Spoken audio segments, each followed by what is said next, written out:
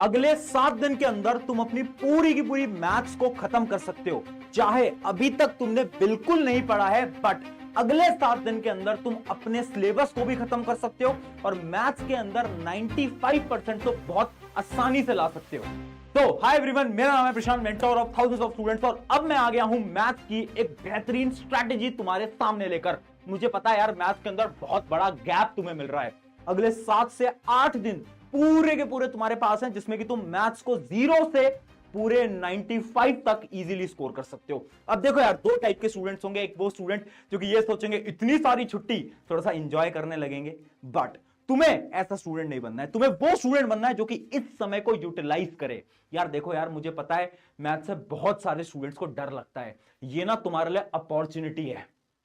ये क्या है? अपॉर्चुनिटी। तुम्हें ना इस अगले 7 से 8 दिन के अंदर मेहनत करनी है, मैथ्स को खत्म करना है, इस स्ट्रैटेजी को फॉलो करना है और इजीली 95% स्कोर करना है। कैसे पढ़ना है, क्या पढ़ना है? भैया इतनी सारी प्रॉब्लम्स हैं, टेंशन मतलब, मैं तुम्हारे साथ हूं। तुम्हारा साथ साइंस में भी दिया, एसएसटी में भी दिया, हिंदी में भी दिया, यहां पर भी खड़ा हूं, इंग्लिश में भी दिया था, आईटी में भी दूंगा, एआई में भी दूंगा। तेरे साथ तेरे प्रशांत भैया खड़े हैं, डरने की बात नहीं है। और 11th में भी तेरे साथ दूंगा। कैसे दूंगा?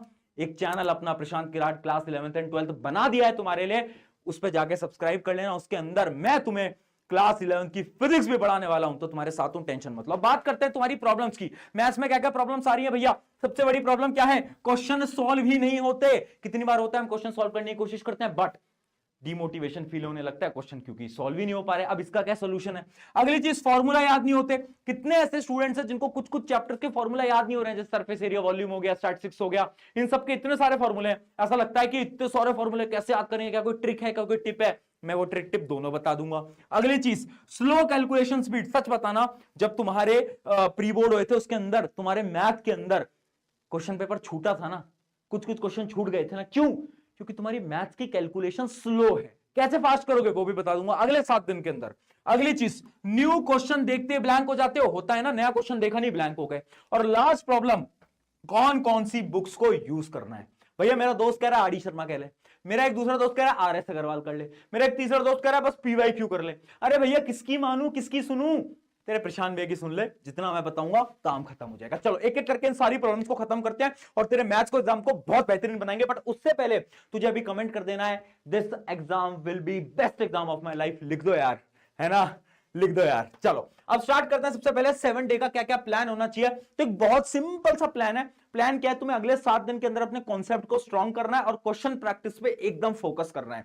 सबसे पहले तुम्हें देखनी है मैराथन। तुम्हारे जो शोभित भैया हैं वो तुम्हारे लिए मैराथन ला रहे हैं, है ना। अगले 7 8 9 दिन तुम्हारे साथ वो लगकर काम करने वाले हैं, तो तुम्हें उनकी मैराथन्स देख लेनी है। उनके अंदर तुम्हारे सारे चैप्टर्स के कॉन्सेप्ट तो स्ट्रांग हो ही जाएंगे। अब जब कॉन्सेप्ट स्ट्रांग हो गए, क्वेश्चन प्रैक्टिस हो गई, उसके बाद तुम आओगे एनसीईआरटी के ऊपर। देखो एनसीईआरटी का एक एक क्वेश्चन सॉल्व कर लेना। क्यों कह रहा हूं मैं? क्योंकि एनसीईआरटी के सारे क्वेश्चंस रिपीट कर सकते हैं। तुम जब बोर्ड का पेपर देखोगे ना, तुम्हें दिखेगा कि 5-6 सवाल तो सेम एनसीईआरटी के उठ के आ गए। तो एनसीईआरटी तो सॉल्व कर ही लेना हर एक चैप्टर की। उसके अलावा तुम्हें क्या करना है? प्रीवियस ईयर क्वेश्चन करने हैं। प्रीवियस ईयर क्वेश्चन बहुत इंपॉर्टेंट होते हैं, वो क्वेश्चन जो कि बार बार रिपीट हुए हैं। भैया हमें कैसे मदद होगी, हमें कैसे पता चलेगा कि प्रीवियस ईयर क्वेश्चन कौन कौन से बार बार रिपीट होते हैं? क्या भैया आप हमें इंपॉर्टेंट क्वेश्चन दोगे? वाइट टू फियर वन प्रशांत भैया इज हियर। तुझे इंपॉर्टेंट क्वेश्चन नहीं दे पाऊंगा मैं, बट मैं तुझे पता क्या दूंगा? Important type of question.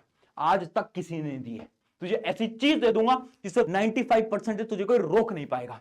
क्या है भैया इंपॉर्टेंट क्वेश्चन टाइप? तो मैं आपको एक एक करके थोड़ी सी आपको पीडीएफ दिखाता हूं, उससे आपको बहुत बेहतरीन आइडिया लगने वाला है। देखो ये आपकी क्या, मैथ्स की इंपॉर्टेंट टाइप ऑफ क्वेश्चन वाली पीडीएफ, ये आपको डिस्क्रिप्शन में मिलेगी। इसके अंदर है क्या? जैसे कि आपका पहला चैप्टर है रियल नंबर, तो आप ध्यान से देखोगे तो आपके रियल नंबर के अंदर मैंने वो टाइप ऑफ क्वेश्चन लिख दिए हैं जो कि बार बार पेपर के अंदर आते हैं। जैसे कि आप यहां पर देख सकते हो, find the HCF and LCM using prime factorisation, question आता है, लिख दिया है। उसके अलावा मैंने देखो यहां पर इंपॉर्टेंट भी लिखा है, proving the given number is irrational.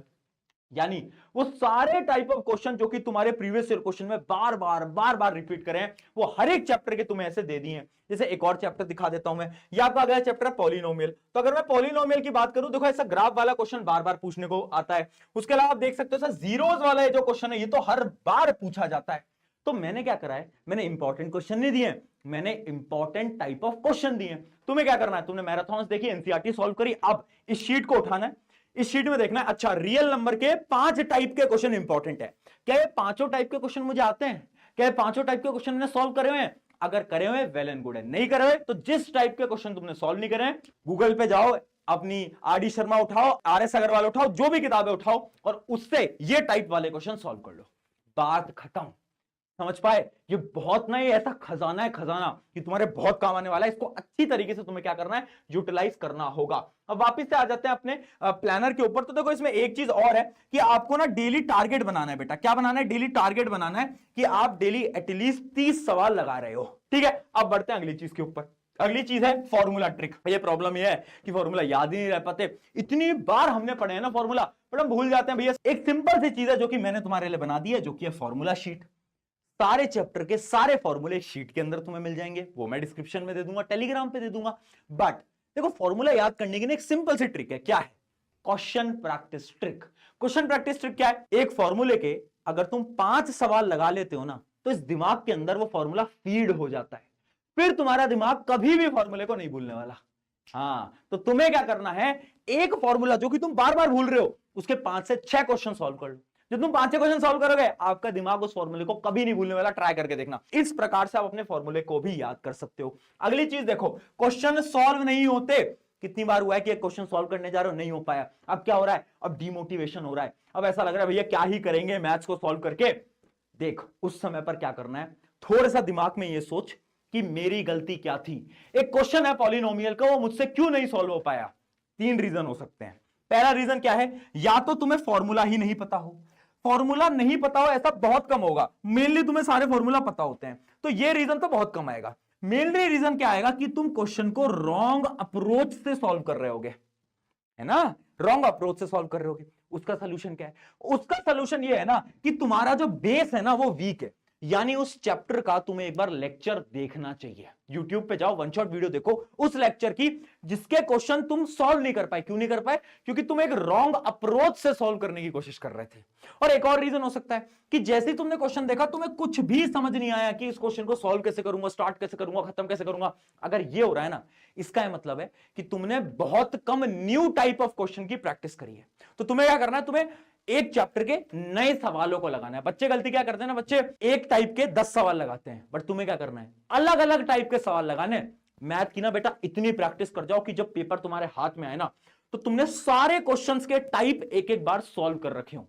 जब तुम ये कर लोगे ना, मैथ के अंदर तुम्हारा 100/100 में से कोई तुम्हें रोक नहीं पाएगा। ये गारंटी बता रहा हूं मैं तुम्हें। अगली चीज देखो, अगली प्रॉब्लम क्या है, स्लो स्पीड। कितनी बार हुआ है एग्जाम के अंदर तुम्हारी जो स्पीड है वो कम रह गई। अब इसकी ट्रिक क्या है, कैसे हम हमारी स्पीड को इंक्रीज कर सकते हैं? एक गलती को करना बंद कर दो। गलती क्या है? हम क्या करते हैं ना, हर बार जब भी हम एक क्वेश्चन को सॉल्व कर रहे होते हैं, इमेजिन करो एक क्वेश्चन आ गया मेरे पास क्वाड्रेटिक इक्वेशन का, उसको मैं सॉल्व कर रहा हूं, तो मैं क्या करूंगा, मैं क्वेश्चन देखूंगा, अपने दिमाग के अंदर सोचूंगा इस क्वेश्चन को मैं ऐसे कर दूंगा, ऐसे कर दूंगा, ऐसे कर दूंगा, ऐसे कर दूंगा, ऐसे कर दूंगा, ठीक है क्वेश्चन सॉल्व हो गया। अरे भाई ऐसे नहीं करना। एक पेन पेपर ले, उसके ऊपर क्वेश्चन को लाइन टू लाइन सॉल्व कर, कैलकुलेशन एंड तक सॉल्व कर। बच्चे क्या करते हैं, इक्वेशन बनाकर छोड़ देते हैं, बोलते हैं अच्छा इसके आगे तो कैलकुलेशन है, वो तो मैं कर ही लूंगा। नहीं कर पाएगा तू। क्यों? क्योंकि वहीं तू गलती कर रहा है, वहीं तू सिली मिस्टेक कर रहा है, वहीं तू अपना टाइम वेस्ट कर रहा है। तो जितने भी क्वेश्चन हर रोज सॉल्व कर रहे हो, क्या करना है तुम्हें, याद रखना पूरा एंड तक सॉल्व करो। और यही अपनी पहली ट्रिक। दूसरी ट्रिक देखो, try time method. Time method क्या है? एक टाइमर लगाकर बैठो यार, है ना। अगर तुम कर सकते हो, जैसे मैंने आपको बोला डेली 30 सवाल लगाओ, 30 सवाल का एक टाइमर लगा लो कि ठीक है मेरे पास 30 सवाल है, मैं 1 घंटे का टाइमर लगा लेता हूं, उस 1 घंटे के अंदर मुझे उस 30 सवालों को करना है। तो ऐसी आप प्रैक्टिस कर सकते हो। उसके अलावा मैं एक और ट्रिक बताऊंगा, एमसीक्यूज की प्रैक्टिस करना स्टार्ट कर दो। क्या कर दो? एमसीक्यूज की प्रैक्टिस करना। क्योंकि एमसीक्यू कभी कभार थोड़े थोड़े ट्रिकी आ जाते हैं, तो आप उनकी प्रैक्टिस जितनी कर पाओगे उतने ज्यादा आपका टाइम एग्जाम के अंदर बच रहा होगा। अच्छा, अब तुम्हारे मन में डाउट आ रहा होगा भैया पेपर प्रेजेंटेशन वो सब कब बताओगे? वो मैं तुम्हारे एग्जाम से 2-3 दिन पहले एक वीडियो डालूंगा, लास्ट मिनट स्ट्रैटेजी, उसके अंदर तुम्हें सारी प्रेजेंटेशन टिप वगैरह बता दूंगा। अभी मैं आपको पढ़ने का फ्लो बता रहा हूं। अगली चीज देखो, डीमोटिवेशन। कितनी बार हुआ है ना कि हम पढ़ रहे थे, एक क्वेश्चन नहीं हुआ, 2 नहीं हुआ, 3 नहीं हुआ, 4 नहीं हुआ, 5 नहीं हुआ, फिर उसके बाद लगता है यार अब नहीं पढ़ पाएंगे, बहुत हो गया। होता है ना, डर लगता है ना। डिमोटिवेशन फील होता है ना, इसका क्या सोल्यूशन है भैया? मैथ्स पढ़ता हूं, डिमोटिवेट हो जाता हूं। सोल्यूशन पता है क्या है? माइंड को पागल बना। कैसे पागल बना? जब भी तुझे डिमोटिवेशन फील हो रहा है ना, अपने दिमाग को आसान सवाल दे दे। यानी एनसीईआरटी के वो क्वेश्चन जो कि सिंपल है, उन सिंपल क्वेश्चन को उठाओ और सॉल्व करना क्या करो, स्टार्ट करो। जब तुम सिंपल क्वेश्चन को सॉल्व करना स्टार्ट करोगे तो यार दिमाग को लगेगा यार ये तो आसान है। और जब कोई चीज आसान होती है ना तो तुम्हारे दिमाग को उसमें इंटरेस्ट आ रहा होता है। तो ऐसे तुमने इंटरेस्ट को बिल्ड करा, इंटरेस्ट को बिल्ड करा, 2-3 सवाल आसान लगाए, उसके बाद टफ क्वेश्चंस पे बढ़ो। तो जब भी डिमोटिवेशन फील हो, आसान क्वेश्चन करो, उसके बाद टफ क्वेश्चन करना। इस बात को हमेशा याद करना, ये ट्रिक बहुत ज्यादा इंपॉर्टेंट रहने वाली है। अब आपके लिए आ जाती है आपकी फाइनल टिप्स, कुछ ऐसी टिप्स जो कि बहुत ज्यादा इंपॉर्टेंट है इन अगले 7 दिन के लिए। पहली टिप क्या है? Give more time. मैं बार बार बोलता हूं, मैथ्स एक कन्या की तरह होती है। एक लड़की को जितना समय दोगे उतना ही ज्यादा वो आपसे खुश रहेगी। उसी प्रकार से मैथ्स को जितना ज्यादा समय दोगे वो उतना ही ज्यादा आपसे खुश रहने वाला है। तो मैथ्स वेरी इंपॉर्टेंट। टाइम जितना दोगे, जितनी ज्यादा प्रैक्टिस लगाओगे, नंबर बढ़ते जाएंगे। इन 7 दिन में लग जाओ यार, चीजों को साइड कर दो, चीजों को साइड करना पड़ेगा। डिस्ट्रैक्शन आएंगे, तुम्हारे दोस्त बोलेंगे अरे भाई इतने दिन है, इतने दिन में पढ़ाई तो कौन ही करता है, थोड़ा चिल कर लेते हैं, 2 दिन ये कर लेते हैं, वो कर लेते हैं, कहीं घूमने चले जाते हैं 2-3 दिन। दोस्त मत करना।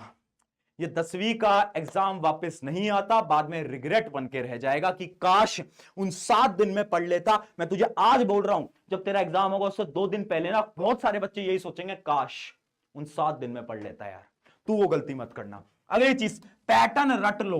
अगर तुम वो बच्चे हो जिसको कुछ नहीं आता मैथ्स के अंदर, तुम्हें एक टेक्निक बताता हूं जो सिर्फ उनके लिए जिनको कुछ समझ नहीं आता मैथ्स के अंदर। तुम ना डिफरेंट डिफरेंट टाइप के क्वेश्चन को सॉल्व करो, और क्वेश्चन कैसे सॉल्व होता है उस पैटर्न को रट लो।